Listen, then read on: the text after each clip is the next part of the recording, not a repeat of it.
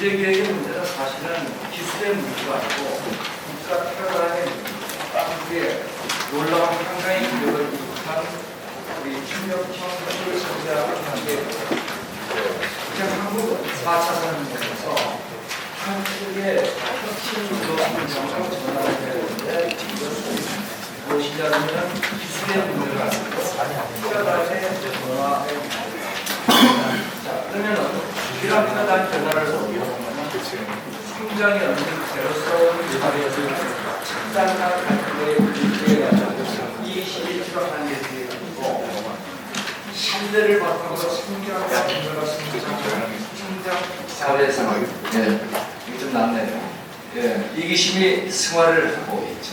자, 우리가 만들어갈 것은 이와 같이 성장하는 열린 경제를 만들어가야 됩니다. 왼쪽에 보이시는 것은 북한과 인도, 아프리카 국가들 오른쪽에 있는 데가 바로 대한민국과 선도 국가들이죠.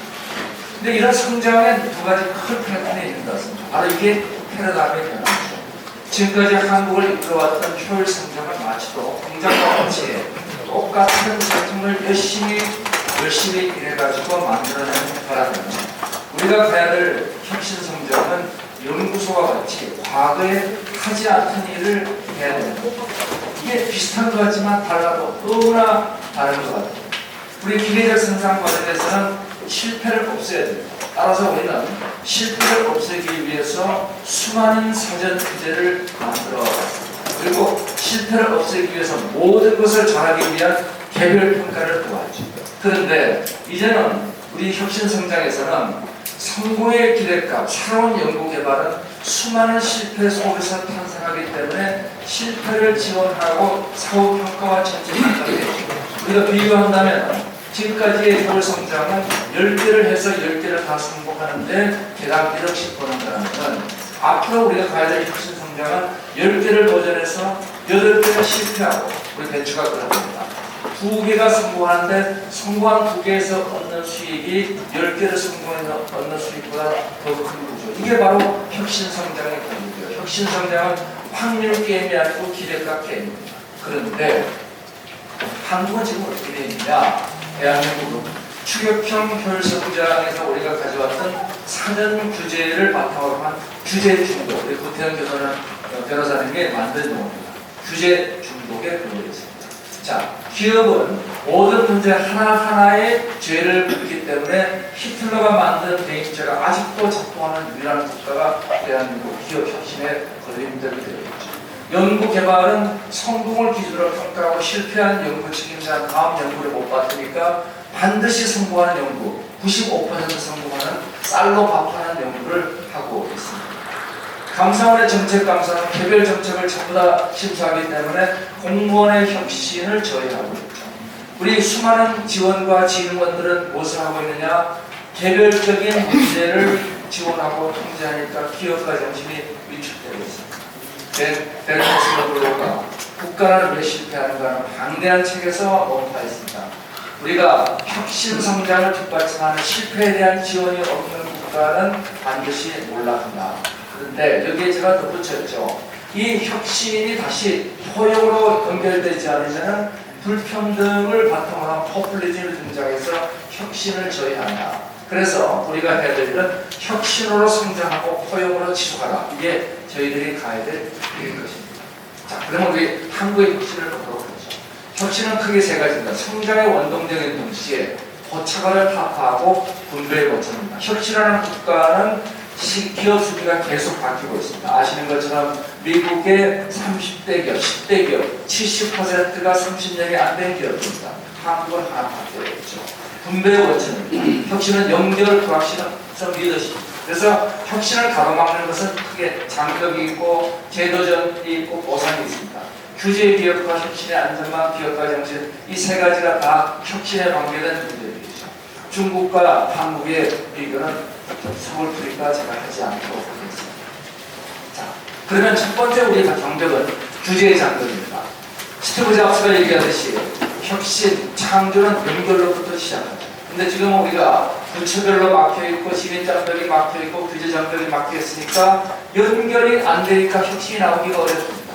연결이 안 되는 사회에서 혁신이 안 나오니까 연결하기 위한 혁신의 연결망을 만들기 위해서 첫 번째 해야 될 일이 우리가 각종 장벽을 없애는 일입니다. 자, 근데 각종 장벽을 없애게 되면 우리는 뭘 얻게 되느냐? 혁신의 씨앗을 얻습니다. 그것을 우리가 창조성이라고 얘기합니다. 자, 창조나 씨앗을 얻는다고 이 모든 창조가 국가에 도움이 되느냐? 그렇지 않습니다. 80%는 실패합니다. 통상적으로 80%의 벤처기업들은 실패하죠. 그런데 이 실패한 벤처기업들을 너희들은 루저야 하고 낙인을 찍어버리면 다시는 젊은이들은 도전을 안 하게 됩니다. 공무원 시험 보러 가죠. 이래서 혁신의 안전망이 없이 모든 개별 실패를 규제로 징벌하기 시작하면 혁신은 사라지게 됩니다. 그래서 실패의 재도전을 허용하고 단 도덕적 해이, 통상적으로 5%밖에 안 됩니다. 95%의 도덕적 해이가 없는 실패는 원칙적으로 재도전하고 도덕적 해이가 있는 실패만 징벌하자 하는 것이 우리가 해야 될 일이죠. 다행히도 창업자 연대 보증은 지금 대폭 강화되어 있습니다. 자, 그러면 이제 우리는 드디어 기업가 정신이 달릴 때가 됐습니다. 아무리 우리가 장벽을 없애고 혁신의 안전망을 제공한다 하더라도 기업가 정신이 없으면 수많은 연결망이 안 만들어지죠. 이 기업가 정신을 뒷받침하는 것은 수많은 규제를 없애주는 일들입니다. 전부 다 규제에 달려있죠.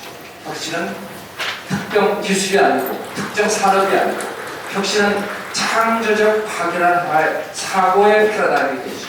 자, 이 과정에서 우리는 일자리와 산업이 어떻게 창조적 파괴되어 왔는가? 일자리가 파괴되지 않은 국가는 새롭게 발전을 못했다는 게 베렌 에스머블로의 얘기죠. 90%를 넘고 80%가 넘던 농업의 일자리가 3%밖에 안 됐지만 실업률은 변화가 없었습니다. 그 과정을 놓고 보면은 기술은 뭘 만드느냐? 생산성을 올립니다. 공장을 올리고 공장을 만들고 컴퓨터를 만들고 생산성이 올라간 결과는 필연적으로 저부가 일자리를 파괴하게 됩니다. 이 저부가 일자리를 파괴한 자리를 누가 만들어주느냐? 인간의 미충적 욕망이 고부가 일자리를 만들어내왔죠. 이것이 250년 산업혁명 역사를 통해서 반복되어 왔습니다. 우리는 창조적 파괴를 통해서 기술 기업가가 기술 혁신으로 생산성 향상은 반드시 기존 일자리를 파괴합니다. 이 파괴한 일자리를 시장 기회를 포착하는 시장 기업가가 창조적 기업가 정신으로 새로운 인간의 욕망을 충족하는 데서 우리는 기업가 정신이 혁신의 리더십으로 국가의 발전을 이루어왔죠. 혁신은 리더십입니다. 이것을 이끌어가는 것이 기업가 정신이죠. 그럼 정부가 할 일이 없을까요? 아니죠. 기술 혁신으로 우리가 생산성이 향상돼서 일자리가 파괴됩니다. 그러나 우리가 미충족 욕망의 새로운 일자리를 만들어내겠죠.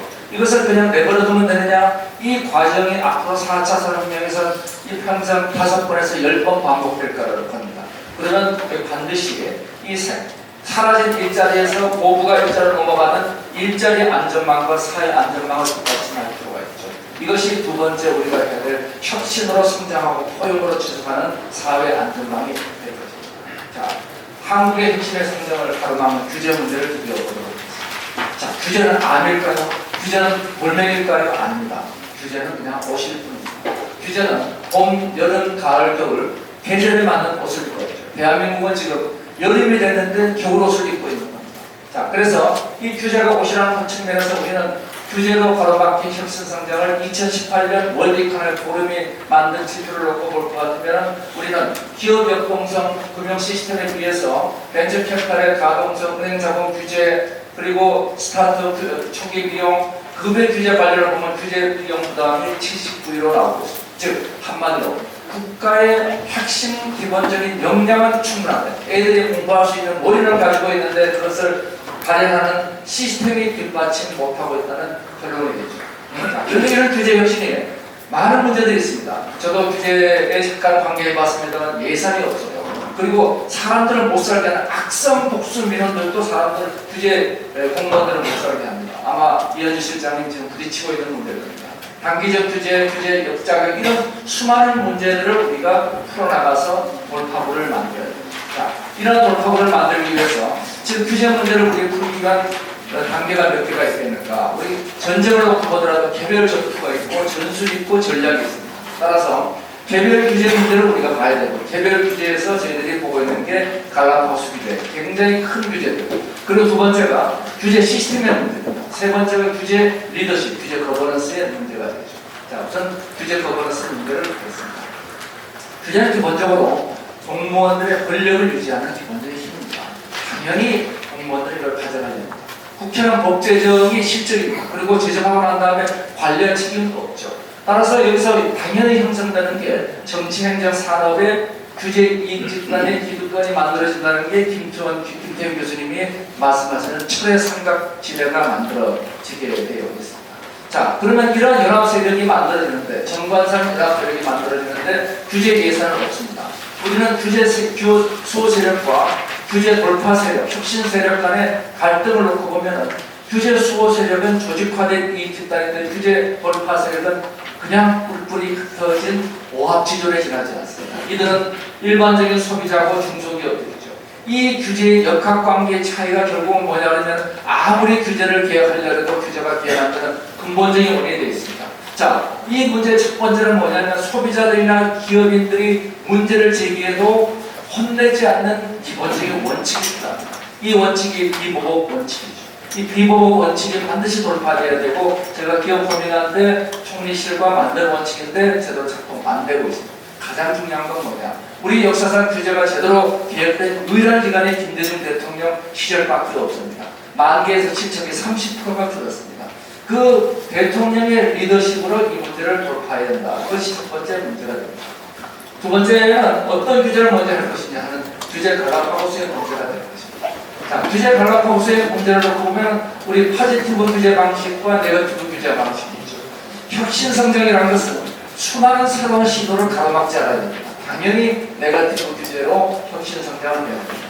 바로 4차 산업혁명이 그런 거죠. 4차 산업혁명은 과거의 어떤 새로운 세상이 열렸습니다.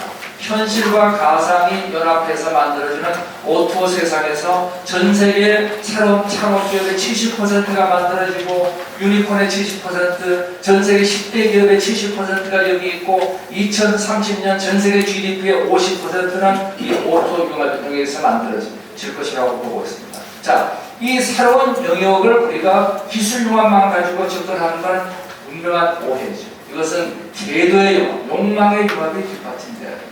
이 욕망을 융합하는 규제 문제가 바로 4차 산업혁명의 바로 맞닿아 있죠. 이러한 욕망 중에서 우리 욕망을 보면 1, 2차 산업혁명은 물질 욕망 단계를 충족했습니다. 이 3차 산업혁명을 거쳐서 4차 산업혁명으로 오면서 인간의 욕망은 어디로 오고 있느냐? 물질에서 경험으로 오면서 이 경험이 개인화된 경험 서비스로 가고 있습니다. 자, 개인화된 경험 서비스. 이것을 어떻게 우리가 충족할까요? 개개인에게 뉴스를 따로따로 보여주고, 개개인에게 동영상을 따로 보여주고, 개개인에게 맞춤 교육을 시켜주고 가능할까요? 과거에는 절대로 불가능했습니다. 그러나 이것을 가능하게 하는 기술이 등장했죠. 공유, 똑같은 욕망은 공유를 하는 공유경제 플랫폼으로 값싼 서비스를 제공하고, 그리고 개별화된 욕망에 대해서는 인공지능의 개인 맞춤 서비스를 제공하게 됩니다. 결국 4차 산업혁명의 기본 기업 구조는 연결 서비스거나 맞춤 서비스거나 구독 서비스거나 이렇게 만들어져 있죠. 자, 즉 전 세계는 완전히 서비스, 경험 서비스 산업으로 대이동을 하고 있습니다. 이러한 경험 서비스 산업이 미국은 이미 전 세계 산업의 80%를 차지하고 있는데, 한국은 어떻게 되느냐? 서비스 노동 생산성이 OECD 최저인 58%, 제조업의 40%, 한국의 문제는 이 서비스 산업의 문제라고 볼 수 있습니다. 서비스 산업은 한마디로 규제 산업입니다.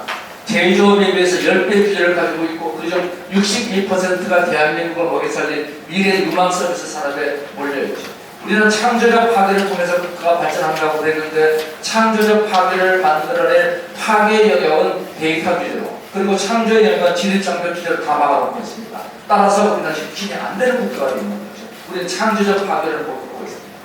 이 4차 산업혁명의 현실 가상국악을 다시 보면은 우리 5강과 같이 데이터를 수집하고, 개인의 피질과 같이 이 클라우드의 빅데이터를 저장해서 전전교육과 같이 인공지능이 예측해서 현실을 스마트하게 하는 이 4단계로 예외 없이 구성됩니다.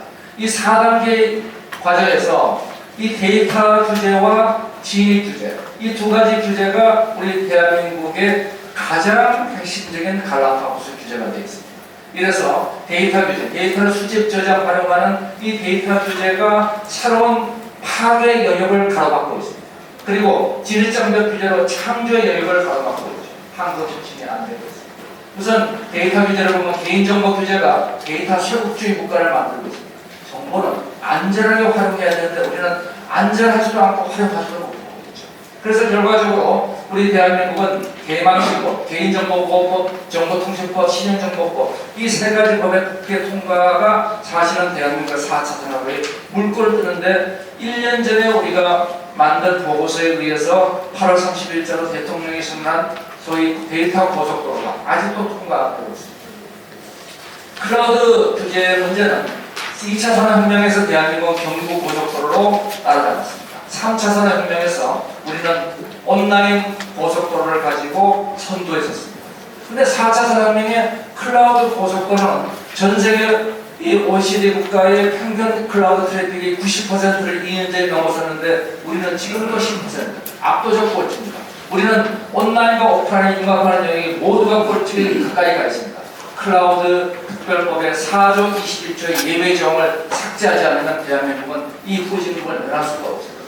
진흥화 규제, 인공지능 활용이 지금 4차 산업혁명의 핵심인데 데이터 융합 규제를 인해가지고 문제가 해결 안 되고 있습니다. 마지막 신규 산업의 진입 규제는 전 세계 유니콘의 3분의 1은 대한민국에서 불법으로 판정되고 있습니다. 따라서 기존 사업자를 보호하는 데서 소비자 후생을 보호하는 데로 가야 되기 때문에 지금 현재 사업자들한테 누구 손 들어줄게 물어보는 건 이거는 넌센스죠. 소비자의 후생에 무엇이 도움이 되는가? 이것이 중심이 되어야 됩니다. 그래서 개인정보, 클라우드, 인공지능, 신규산업규제 이 네 가지가 문제의 핵심이 되고 있습니다. 기술과 제도가 동질하는 혁명이 4차 산업혁명입니다. 4차 산업혁명은 결코 기술혁명이 아닙니다. 4차 산업혁명은 기술 융합보다 제도의 문제에 95% 이상의 성과가 걸려 있습니다. 우리는 기술 개발에 20조를 투자하는데 제도 개혁에 투자하는 돈은 100억이 안 되고 있습니다. 우리 이현주 실장님 팍팍 밀어주셔야 됩니다.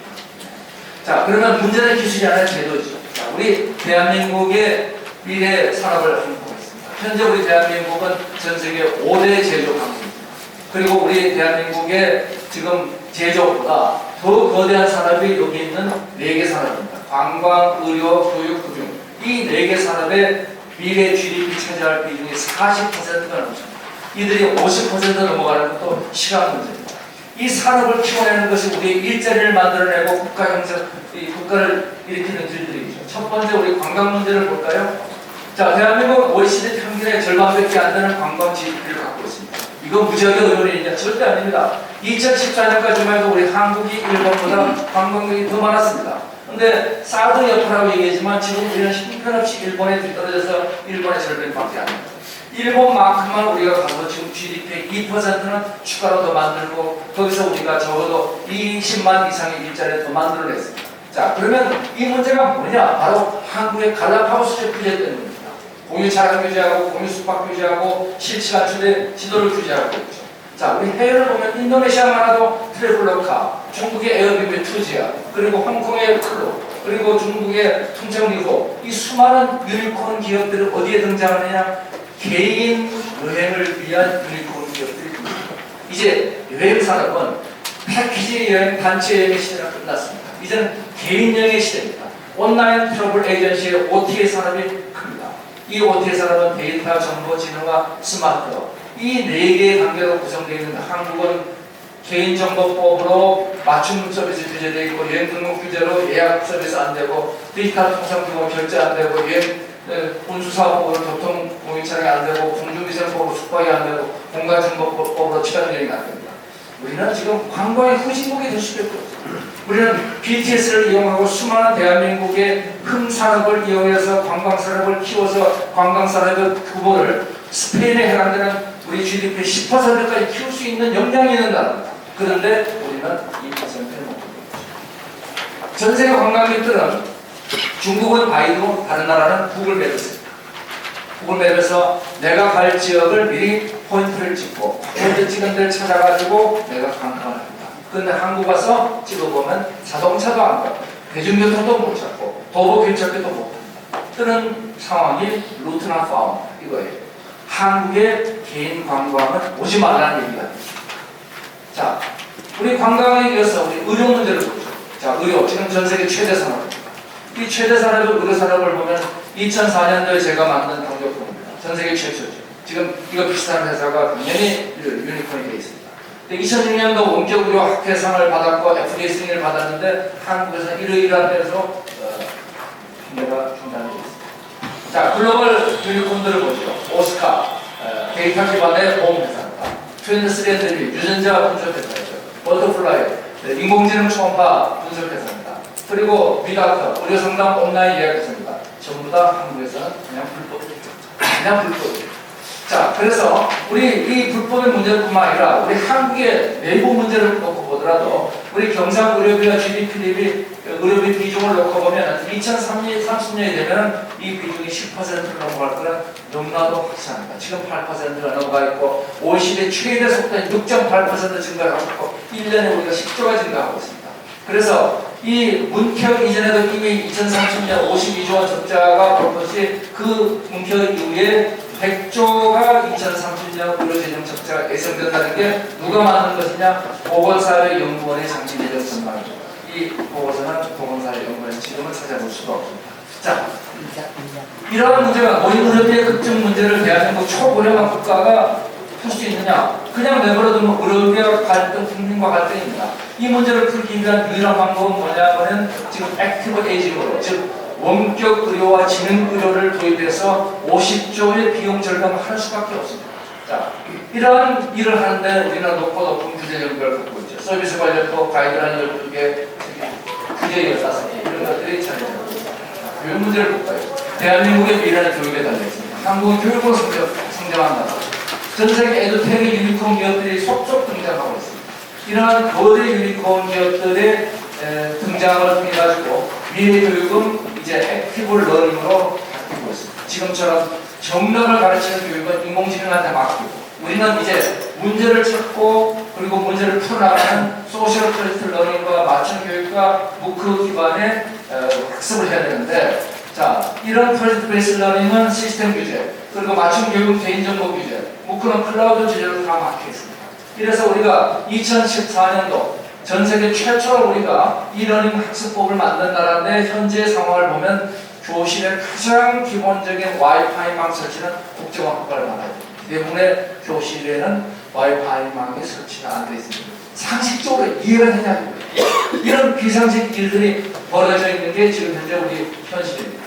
우리 교육 규제 문제를 보면 데이터 정보, 이 진흥화의 각종 규제들이 곳곳에 이렇게 있어가지고 의료선거만 하더라도 대한민국이 저희가 만든 우리 EMR 회사로 인해가지고 세계 최고의 EMR 보험들을 가지고 누적 데이터를 갖고 있는데 활용 못하고 있죠. 자, 나이스를 통해서 우리는 그 학습 정보를 갖고 있는데 이것도 제대로 활용 못하고 있습니다. 교육부가 규제되어 있고 기술이 막혀져 있고 금융은 더 심각하죠.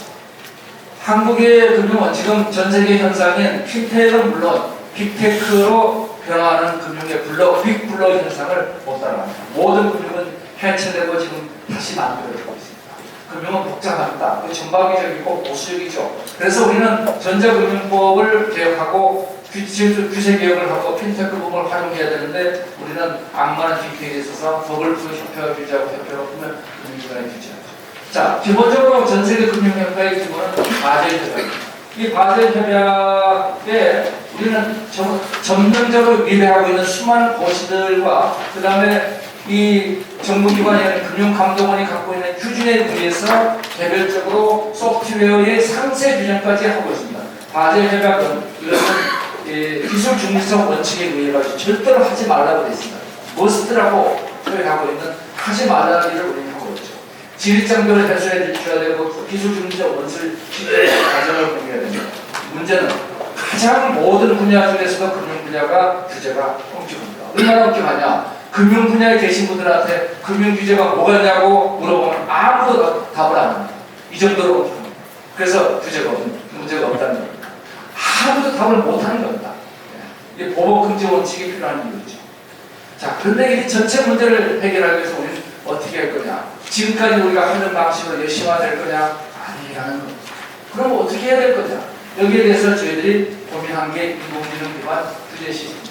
자, 현재 규제 시스템 열심히 합니다. 행정부도 열심히 하고 국회도 열심히 합니다. 근데 사실은 공무원의 권력 기반은 죄송하지만 규제와 지원책입니다. 돈을 갖고 규제를 갖고 있으면 이게 권력이 되는 거예요. 그리고 여기다가 면접을 주는 게 감사원의 정책감사입니다. 감사원의 정책감사 때문에 우리 못한다. 그러면 이 모의적인 규제 개혁이 가능한 거죠. 국회는 법률과 이해집단하고 다 연결되어 있습니다. 그래서 실제로 저품질 규제가 양산되고 여기 규제 양평가도 안 되고 있습니다. 자, 이러한 문제를 우리가 답은 이거죠. 좋은 규제를 만들고 나쁜 규제 없으면 될 거 아니에요. 그렇습니다. 좋은 규제를 만들고 나쁜 규제 없으면 그게 답이죠. 규제란 편익에서 비용을 뺀 이것이 규제 영역입니다. 그래서 고품질 규제, 편익이 크고 비용이 적은 고품질 규제는 만들어야죠. 당연히 만들어야죠. 그래서 규제를 없애는 게 좋다? 아닙니다. 규제는 좋은 규제, 편익 맞아서 비용이라는 이 절대치를 최적화시키는 것이 규제죠. 자, 그러면 고품질 규제는 유지 발전시키고 저품질 규제는 개혁하자. 많은 좋습니다. 그러면 뭐가 고품질이고 뭐가 저품질이냐? 잣대가 없습니다. 그래서 이 규제 혁신에 측정 도구가 있어야 됩니다. 바로 우리는 지금 석기 시대의 도구를 두고 규제 개혁에 임하고 있는 거죠. 그래서 석기 시대의 도구에서 적어도 청동기 정도는 가야 되지 않겠느냐. 현재는 강력한 규제 이익 집단이 있어서 국가 전체에 손해가 나더라도 이러한 저품질 규제일수록 질 나쁜 규제일수록 규제 이익 집단이 더욱 강력합니다. 제가 공인인증서를 풀고 이런 일련의 과정에서 부딪히면 그런 규제일수록 더 강력하게 모여 있습니다. 거기다가 규제 예방 평가를 하자고 해도 규제 예방 평가 이거 무지하게 시간 많이 들고 어려운 일입니다. 15,000개 언제 할 거예요? 그 다음에 실용성이 없는 양적 규제가 됐기 때문에 자 이제 많은 대처를 나눕니다. 규제 숫자를 줄여라. 그러면 별로 영향가 없는 규제 숫자만 그냥 줄이게 됩니다. 그래서 저희들이 척하는 규제라고 얘기를 하게 되죠. 이런 척하는 규제가 만들어지는 이유는 뭐냐면 이 규제의 비용 대비 효과가 도대체 뭔지를 우리는 판단할 수가 없는 겁니다. 자, 그래서 개수치익의 규제 개혁을 사회 임팩트가 좋은 걸 하고 있죠. 이걸 도대체 어떻게 할 거냐? 피터 드루크 교수는 이런 얘기했습니다. 측정되어야 개선됩니다. 그리고 빌 게이츠는 나침반이 될 측정이라는 피드백이 없으면 혁신은 가물에 콩나듯이 합니다. 그러니까 우리가 정말 혁신을 통해서 규제 개혁을 해나가려면 우리가 필요한 것은 측정 도구가 있어요. 자, 측정 도구를 만듭니다. 그래서 인공지능 규제 예방 평가 시스템을 저희들이 만들려고 생각해 보죠. 현재 전문가 평가를 해보면 어떻게 되느냐? 현재 비용 구조로 7,500억의 예산이 들어가고 1년에 그리고 4,000명의 전문가가 필요하고 그리고 문제는 이게 비식신화입니다. 다 하고 나면은 상황 바뀌었으니까 또 다시 해야 됩니다. 자, 이것을 인공지능 가지고 우리가 하게 되면 이게 가능할 것이냐? 가장 비슷한 게 특허 가치 평가 시스템이 있습니다. 특허 가치 평가 인공지능으로 지금 평가 시스템이 작동되고 있어요.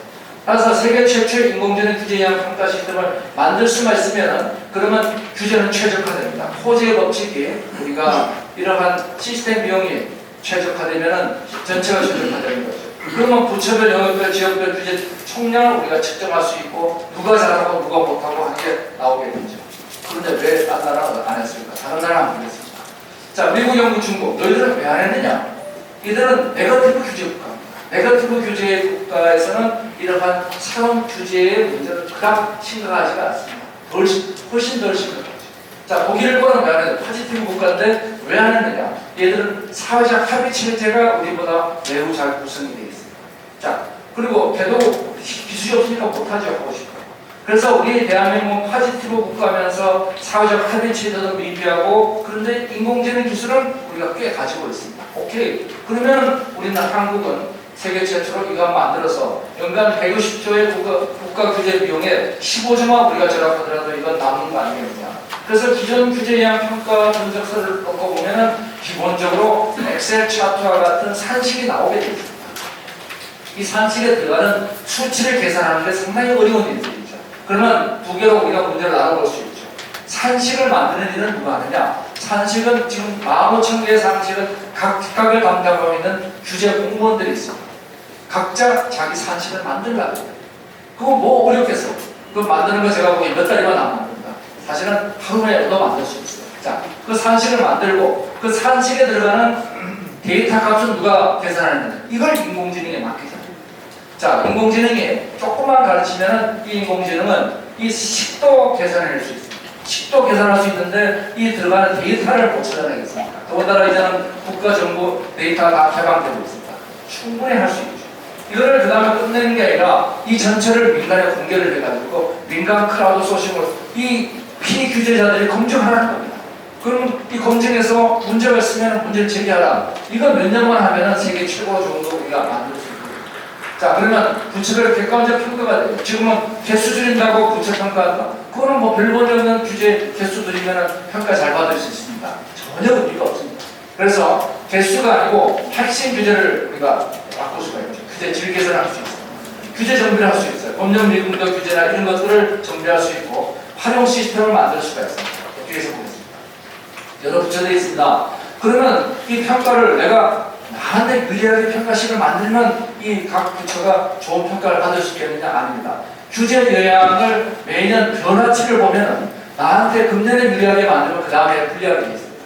자, 그래서 규제 변화를 개선율로 평가하면은 이 저희 오류 문제가 줄어들고 그 다음에 각국도 자기 규제에 대해서 파레토 분석을 해보면은 이 지금은 가장 임팩트가 적은 규제를 없애는 천만입니다. 그게 아니라 가장 임팩트가 큰 규제를 자기가 손대야지 우리 부처가 좋은 평가를 받을 수가 있고 저희들 보고서에는 그거에 대한 부처의 국실 인센티브 시스템을 작동해 주라 이렇게 되어 있습니다.